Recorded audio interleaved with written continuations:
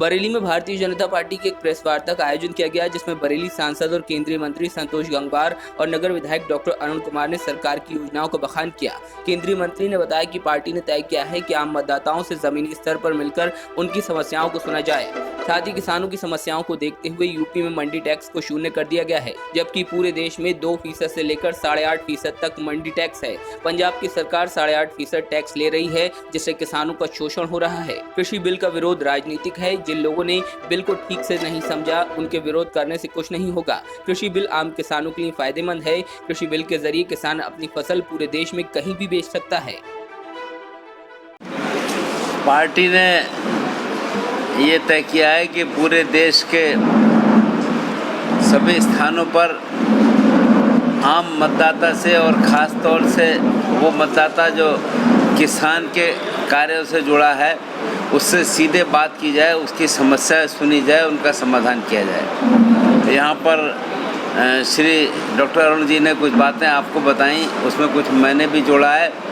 जैसा कि एक बात सत्य है कि देश के अंदर 85% से अधिक किसान भी है जो छोटी जोत के हैं और जो इतना पैदा नहीं करते हैं, जो 2 हेक्टेयर से कम जोत के हैं, और वो इतना पैदा करते हैं कि जो खुद इस्तेमाल करते हैं या स्थानीय बाज़ारों पर बेचते हैं। बड़े किसान नहीं हैं। बड़े किसान को चिंता ज़्यादा होती है, जो उसके हिसाब से काम करता है, पर छोटे किसान का जो भी वो पैदा करता है, अगर बेचना आता है तुरंत हाथ के हाथ बिक जाए, स्थानीय मंडी में लिया जाए।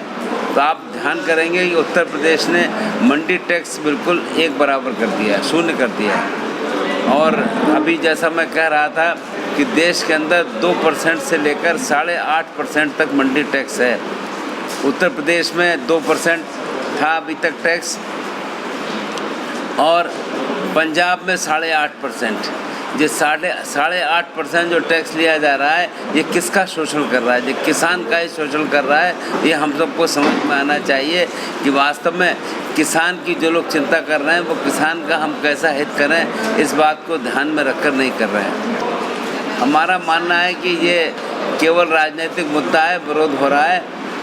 जो वास्तव में किसान इस बात को जानता और समझता है, जो स्वामीनाथन जी की बात को सुनता और बात करता है, वो ऐसा विरोध नहीं कर रहा है। मैं कई स्थानों पर मेरा जाना हुआ है और कृषि बिल के संदर्भ में जहाँ कहीं भी गए हैं, केवल थोड़े से स्थानों को छोड़कर, और जो वे लोग जो इस बिल के बारे में जितना समझने का काम नहीं किया, वो चाहे कुछ बोलें, पर मुझे लगता नहीं कि इस बिल से कोई नुकसान हो रहा है। ये बिल वास्तव में एक आम किसान के लिए फायदे की दिशा का कदम है। निश्चित रूप से वो देश के किसी हिस्से में भी अपनी उपज को बेचने का काम कर सकता है बिना किसी रोक टोक के। और अब व्यापारी भी जो बाहर का है, वो कहीं पर भी खरीदने जा सकता है, खरीद कर ले जा सकता है।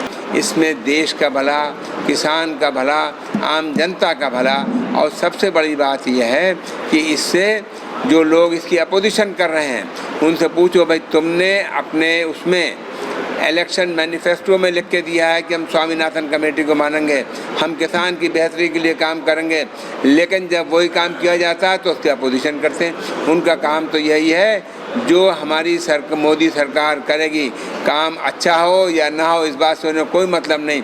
उन्हें तो अपोजिशन करना है, उन्हें तो विरोध करना है, और वो विरोध के नाम पे कर रहे हैं। लेकिन जनता सब जान रही है, समझ रही है कि इनका असली मकसद क्या है।